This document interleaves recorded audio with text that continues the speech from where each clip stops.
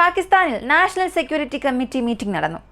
ഇത് അവസാനിച്ചതിനു ശേഷം 2 പ്രധാനപ്പെട്ട അറിയിപ്പുകൾ പാകിസ്ഥാനിൽ നിന്നും വന്നു. ഒന്നാമത്തേത്, ഇന്ത്യക്കെതിരെ തീർച്ചയായും ഞങ്ങൾ ഒരു റിട്ടാലിയേഷൻ ചെയ്യും. ഇന്ത്യ ഞങ്ങളിൽ ചെയ്തത് ഒരു ആക്രമണമായിരുന്നില്ല, ഇതൊരു ആക്ട് ഓഫ് വാറാണ്. ആക്രമിക്കാൻ പാകിസ്ഥാനെ പ്രേരിപ്പിക്കുകയും ഇന്ത്യ ഇവിടെ നിന്നും പോവുകയും ചെയ്തു. എത്രയും പെട്ടെന്ന് ഇന്ത്യക്കെതിരെയുള്ള ഒരു പ്രതികരണം ഞങ്ങൾ നൽകുമെന്ന് ആദ്യഘട്ടമായി അവരുടെ ഒരു മറുപടി നൽകി. രണ്ടാമതുള്ളത്, ഇന്ത്യക്ക് ഏത് രീതിയിലെല്ലാം സമ്മർദ്ദം ചെലുത്താൻ കഴിയുമോ അതെല്ലാം ചെയ്യും. അതായത് ഉടനടിയുള്ള ഒരു പ്രതികരണം ഞങ്ങൾ നൽകും. ഇന്ത്യയെ പോലെ ഞങ്ങൾ കാത്തിരുന്ന് പദ്ധതിയിട്ട് ഒന്നും ചെയ്യില്ല, അല്ലെങ്കിൽ ഒരു പ്രതികരണം നടത്താനായി സമയമൊന്നും നോക്കിയിരിക്കില്ല. ഉടനടിയുള്ള ഒരു പ്രതികരണം ഞങ്ങളുടെ പക്കൽ നിന്നും ഉണ്ടാകും. ഇതിന് പാരലായി ഇന്ത്യയും ഇന്ന് സർവകക്ഷി യോഗം വിളിക്കുന്നുണ്ട്. കൂടാതെ നമ്മുടെ സെക്യൂരിറ്റി ക്യാബിനറ്റ് വീണ്ടും വിളിച്ചുകൂട്ടാൻ പോവുകയാണ്. ഇവയെക്കുറിച്ചെല്ലാം ഈ ഒരു വീഡിയോയിലൂടെ വിശദമായി അറിയാം.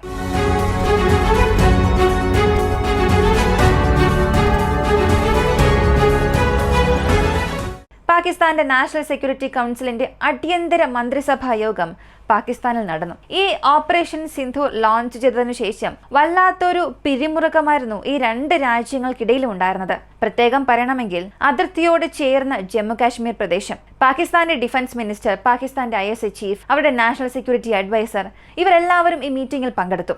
അതിനുശേഷം ആ രാജ്യത്തിലുണ്ടായ പൂർണ്ണമായ കേടുപാടുകൾ ഇവയെല്ലാം ആ ഒരു മീറ്റിംഗിൽ ഡിസ്കസ് ചെയ്തു. കൂടാതെ പാകിസ്ഥാൻ എങ്ങനെയാണ് ഈ ഒരു അറ്റാക്ക് ഊഹിക്കാതെ വിട്ടത്, എങ്ങനെ പാകിസ്ഥാന് ഇത് അലോ ചെയ്യാൻ കഴിഞ്ഞു എന്ന ഒരു ചോദ്യവും അവിടെ ഉണ്ടായി. ഇതിനിടയിൽ ധാരാളം വ്യാജ വാർത്തകളും വരുന്നുണ്ട്. നിങ്ങൾ നന്നായി ഒരു കാര്യം മനസ്സിലാക്കുക, ഇവിടെ ഫൈറ്റർ ജെറ്റിനെ വെടിവെച്ച് വീഴ്ത്തിയോ ഇല്ലയോ എന്നുള്ളത് ഇതുവരെയും കൺഫേം ചെയ്തിട്ടില്ല. ഈ പറഞ്ഞതെല്ലാം സ്പെക്കുലേഷൻസ് മാത്രമാണ്. ഒരു യുദ്ധ സാഹചര്യത്തെ സംബന്ധിച്ചിടത്തോളം ഉടനടി അതിനെക്കുറിച്ചുള്ള വിവരങ്ങളൊന്നും ലഭിക്കില്ല.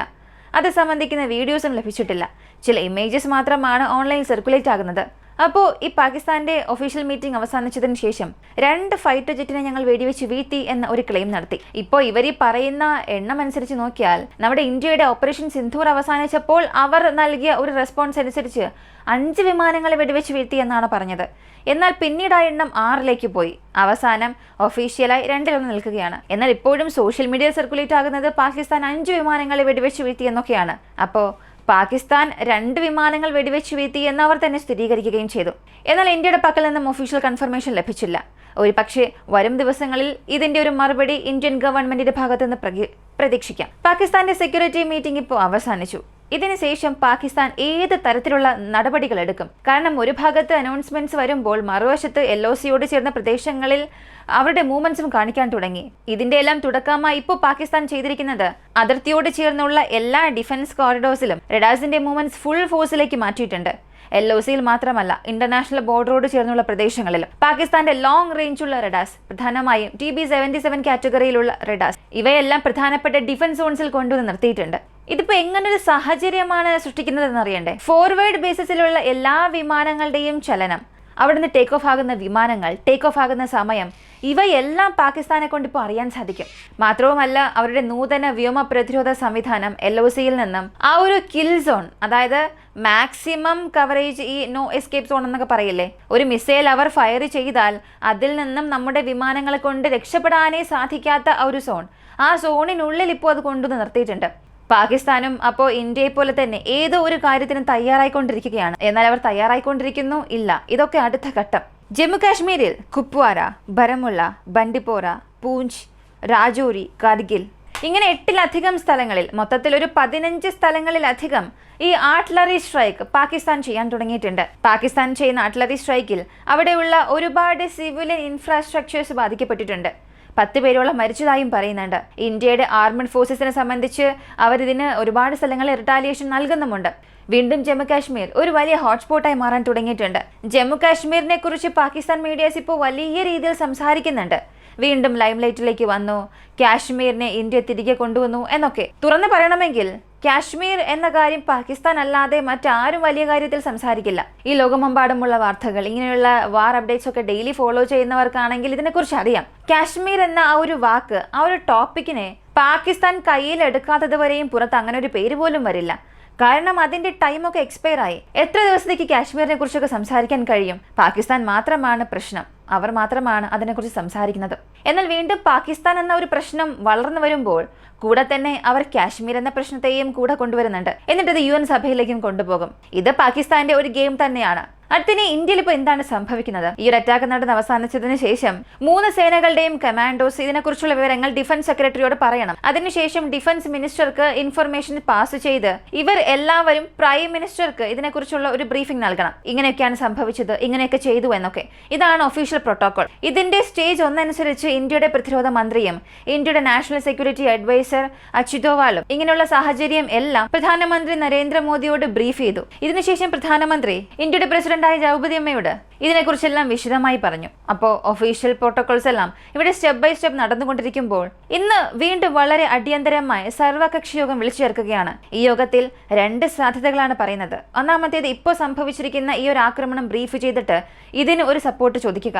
അല്ല എന്നുണ്ടെങ്കിൽ അടുത്ത ഘട്ടമായി ഇന്ത്യ ചെയ്യാൻ പോകുന്ന നടപടികൾ അവർക്ക് എക്സ്പ്ലെയിൻ ചെയ്യുക, അത് സംബന്ധിക്കുന്ന ആലോചനകൾ എടുക്കുക. ഇതിനകം തന്നെ ഇന്ത്യ ചെയ്ത ഈ ഒരു ആക്രമണത്തിന് കോൺഗ്രസ് നേതാക്കന്മാർ പിന്തുണ അറിയിക്കുന്നുണ്ട്. ജമ്മു കാശ്മീരിന്റെ CM ഇതിനുള്ള ഒരു സപ്പോർട്ട് അറിയിക്കുന്നുണ്ട്. മറ്റൊരു കാര്യം അദ്ദേഹം പറഞ്ഞത്, ഈ ടെററിസത്തിനെതിരെ സെൻട്രൽ ഗവൺമെന്റ് എടുക്കുന്ന അല്ലെങ്കിൽ ഇന്ത്യയുടെ ആർമഡ് ഫോഴ്സസ് എടുക്കുന്ന എല്ലാ പ്രവർത്തനങ്ങൾക്കും ഞങ്ങൾ എല്ലാവരും സപ്പോർട്ടായി ഉണ്ടാകും. കോൺഗ്രസ് മുതൽ എല്ലാ കക്ഷികളും ഇത് പറഞ്ഞിട്ടുണ്ട്. ഇപ്പൊ പാകിസ്ഥാൻ അത് ചെയ്യുന്നു, ഇന്ത്യ ഇത് ചെയ്യുന്നു. ഇതിനൊക്കെ അപ്പുറം ഈ ഒരു പ്രശ്നം മറ്റു രീതിയിലേക്ക് മാറിക്കൊണ്ടിരിക്കുകയാണ്. ഇപ്പൊ നമ്മൾ ഈ ന്യൂസ് എല്ലാം തന്നെ കണ്ടല്ലോ. ഇപ്പൊ ഇങ്ങനെയുള്ള ന്യൂസുകൾ പോയിക്കൊണ്ടിരിക്കുമ്പോൾ പോലും, അതായത് ഇങ്ങനെയുള്ള സാഹചര്യങ്ങളിലൂടെ ഇന്ത്യ കടന്നു പോയിക്കൊണ്ടിരിക്കുമ്പോൾ പോലും ഇന്ത്യ ചെയ്ത ഈ ഓപ്പറേഷനെ ഒപ്പോസ് ചെയ്ത് സംസാരിക്കുന്ന ഒരുപാട് പേരുണ്ട്. ഇന്ത്യ ചെയ്ത ഈ ആക്രമണത്തിൽ ഇന്നസെന്റ് വിക്ടിംസ് ബാധിക്കപ്പെടുകയാണെങ്കിൽ തീർച്ചയായും നമുക്ക് പറയാൻ സാധിക്കും അതൊരിക്കലും ശരിയായില്ല, ചെയ്യണ്ട എന്നൊക്കെ. പക്ഷെ സാഹചര്യം അങ്ങനെയല്ലല്ലോ. നമ്മളിപ്പോ ഒരാളുടെ വീട് മുഴുവനായും നശിപ്പിച്ചു. മസൂദ് അസാദ് എന്നയാളുടെ വീട്, അയാൾ ആരാണെന്ന് നിങ്ങൾക്ക് അറിയണ്ടേ? ഇതുവരെയും അയാൾ ഇന്ത്യക്കെതിരെ എന്തെല്ലാം ചെയ്തിട്ടുണ്ട് എന്നറിയണ്ടേ? ജെയ്ഷ് ഇ മുഹമ്മദ് എന്ന ഒരു ഓർഗനൈസേഷൻ ഇന്ത്യ എന്നല്ല, ലോകം മുഴുവനും നിരോധിച്ച ഒരു തീവ്രവാദ സംഘടന. അതിലുള്ള പലരുടെയും തലയ്ക്ക് പല ലക്ഷം രൂപ ഇപ്പോഴും റിവാർഡുണ്ട്. അങ്ങനെയുള്ള ജെയ്ഷ് ഇ മുഹമ്മദ് എന്ന ഒരു സംഘടനയെ നിർമ്മിക്കുകയും ഫാമിലി സ്പോൺസർഡ് ടെററിസം അല്ലെങ്കിൽ ഫാമിലി റൺ ടെററിസം ഇങ്ങനെയൊക്കെ ഈ ഒരു ഓർഗനൈസേഷൻ ചെയ്യുന്നുണ്ട്. ഇവരിൽ ഒരാൾ കൊല്ലപ്പെട്ടപ്പോൾ പോലും ഇന്ത്യക്കെതിരെ സംസാരിച്ച ഒരുപാട് പേരുണ്ട്. ഈ മസൂദ് അസാദ് ഒരു ഫ്ലൈറ്റ് ഹൈജാക്ക് ചെയ്തിട്ടുണ്ട്. ഇതുവരെയും പാർലമെന്റിൽ നടന്ന അറ്റാക്കിനെല്ലാം ഇയാളും അയാളുടെ സംഘടനയുമായിരുന്നു കാരണം. മുംബൈയിൽ നടന്ന അറ്റാക്കിനും ഇവൻ തന്നെയായിരുന്നു കാരണം. ഉറിയിൽ നടന്ന അറ്റാക്കിനും ഇവൻ തന്നെയായിരുന്നു കാരണം. ബാലക്കോട്ട് സ്ട്രൈക്ക് നമ്മൾ ചെയ്യാൻ കാരണമായ പുൽവാമ അറ്റാക്ക്, അതിനും ഇവൻ തന്നെയായിരുന്നു കാരണം. ഇപ്പോൾ സംഭവിച്ചിരിക്കുന്ന ഈ ഒരു അറ്റാക്ക്, ഇതും അവരുടെ ഓർഗനൈസേഷൻ അവരുടെ പ്രേരണയിൻ പേരിലാണ് നടന്നിരിക്കുന്നത്. അപ്പോൾ ഇത്രത്തോളം കഴിഞ്ഞൊരു ഡിക്കേഡിൽ മാത്രം 10 വർഷത്തിൽ മാത്രം 1300ഓളം പേർ ഈ ക്രോസ് ബോർഡർ ടെററിസം കാരണവും അകത്ത് നുഴഞ്ഞു കയറിയത് കാരണവും ജമ്മു കാശ്മീരിൽ മാത്രം മരിച്ചിട്ടുണ്ട്. അപ്പോൾ ഈ 1300 പേർ മരിച്ചു എന്നുള്ളത് എത്ര പേർക്കറിയാം? അല്ലെങ്കിൽ കഴിഞ്ഞ 10 വർഷത്തിൽ ഇത്രയും വലിയ സംഭവങ്ങൾ നടന്നിട്ടുണ്ട്. ഇതൊക്കെ നിങ്ങൾക്കറിയോ? അതോ ഇതൊക്കെ അറിഞ്ഞിട്ട് കൂടെ തന്നെയാണോ ഇന്ത്യക്കെതിരെ സംസാരിക്കുന്നത്? ഈ മസൂദ് അസാദ് അല്ലെങ്കിൽ അവരുടെ ഓർഗനൈസേഷന് പൂർണ്ണമായും പിന്തുണ നൽകുന്നത്, സപ്പോർട്ട് നൽകുന്നത് തന്നെ പാകിസ്ഥാനാണ്. അപ്പൊ ഇത്രയേറെ ഭീകര പ്രവർത്തനങ്ങൾ അവർ ചെയ്യുന്നുണ്ട്. ഈ മസൂദ് അസാദിനെ തിരികെ നൽകണം എന്ന് ഒരുപാട് തവണ ഇന്ത്യ പാകിസ്ഥാനോട് റിക്വസ്റ്റ് കൊടുത്തിട്ടുണ്ട്. അപ്പോഴെല്ലാം അവർ പറഞ്ഞത്, അങ്ങനെയോ? അങ്ങനെ ഒരാൾ ഇവിടെ ഇല്ലല്ലോ. അങ്ങനെ ഒരാൾ അവിടെ ഇല്ലെങ്കിൽ പിന്നെ എങ്ങനെയാണ് അയാളുടെ വീട് മാത്രം പാകിസ്ഥാനിൽ ഉണ്ടാവുക? അങ്ങനെ ഒരാളില്ല, അങ്ങനെ ഒരാളുടെ വീടില്ല, അഡ്രസ് ഇല്ല എന്നൊക്കെ പാകിസ്ഥാൻ പറഞ്ഞിട്ട് കൂടിയും ഇന്ത്യ ആ ലൊക്കേഷൻ വരെ കണ്ടെത്തി അത് പാകിസ്ഥാന് കൊടുത്തു. പക്ഷെ പാകിസ്ഥാൻ IS എന്ത് പറഞ്ഞു എന്നറിയണ്ടേ? ഇതെല്ലാം ഫേക്കാണ്, അങ്ങനെ ഒരാൾ ഇല്ല എന്ന്. അമേരിക്കയുടെ CIA ലൊക്കേഷൻ ലൊക്കേറ്റ് ചെയ്ത് പാകിസ്ഥാനെ നൽകി അറസ്റ്റ് ചെയ്യാൻ ആവശ്യപ്പെട്ടപ്പോൾ പോലും അവരത് റിജക്ട് ചെയ്തു. ഇല്ല, ഇങ്ങനെ ഒരാളില്ല എന്ന്. എന്നിട്ട് അവസാനം ഇന്ത്യ അവരുടെ വീട് ആക്രമിച്ചപ്പോൾ അത് മാത്രം ഒരു വലിയ പ്രശ്നമായി പലർക്കും തോന്നുന്നുണ്ട്. അപ്പോൾ ലളിതമായി ഒരു കാര്യം പറഞ്ഞാൽ, ഇത്രയൊക്കെ ചെയ്തിട്ട് കൂടിയും നമ്മൾ അധികമൊന്നും അവരെ എതിർക്കാനോ ആക്രമിക്കാനോ പോയിട്ടേ ഇല്ല. അവസാനമായി അവർ നടത്തിയ പഹൽഗാം അറ്റാക്ക്, അതിന് തീർച്ചയായും ഇന്ത്യക്ക് തിരിച്ചടി നൽകിയേ മതിയാകൂ. അപ്പൊ ഇവിടെ ആദ്യം ഇന്ത്യക്കെതിരെ ഒരു പ്രശ്നവുമായി വന്നത് പാകിസ്ഥാനാണ്. വെറുതെ നമ്മെ കൊണ്ട് ഇങ്ങനെയെല്ലാം ചെയ്യിപ്പിക്കുന്നതും പാകിസ്ഥാൻ തന്നെയാണ്. അവസാനം അവർക്ക് ആവശ്യത്തിലേറെ നമ്മൾ കൊടുത്തിട്ട് കൂടിയും അവർക്ക് തികയുന്നില്ല എന്നുണ്ടെങ്കിൽ പിന്നെ വീണ്ടും കൊടുത്തല്ലേ മതിയാകൂ. ഇവിടെ ഓപ്പറേഷൻ സിന്ധൂർ 2.0 തുടങ്ങണോ വേണ്ടയോ എന്നുള്ളതെല്ലാം പാകിസ്ഥാന്റെ കയ്യിലാണുള്ളത്. ഈ ഒരു വീഡിയോ കുറിച്ചുള്ള നിങ്ങളുടെ അഭിപ്രായം എന്താണെന്നുള്ളത് കമന്റിൽ പറയുക. കൂടുതൽ അപ്ഡേറ്റ്സ് അറിയാനായി വോയിസ് ഓഫ് വിക്കി എന്ന നമ്മുടെ ചാനൽ സബ്സ്ക്രൈബ് ചെയ്യുക. കൂടാതെ വോയിസ് ഓഫ് വിക്കിയുടെ ഒഫീഷ്യൽ വാട്സ്ആപ്പ് ചാനൽ ലിങ്ക് താഴെ കമന്റിൽ പിൻ ചെയ്തിട്ടുണ്ട്. എല്ലാവരും അത് ഫോളോ ചെയ്യുകയാണെങ്കിൽ ഉടനടിയുള്ള അപ്ഡേറ്റ്സും നോട്ടിഫിക്കേഷൻസും നിങ്ങൾക്ക് വളരെ എളുപ്പത്തിൽ തന്നെ ലഭിക്കും. മറ്റൊരു വീഡിയോയുമായി വീണ്ടും കാണാം.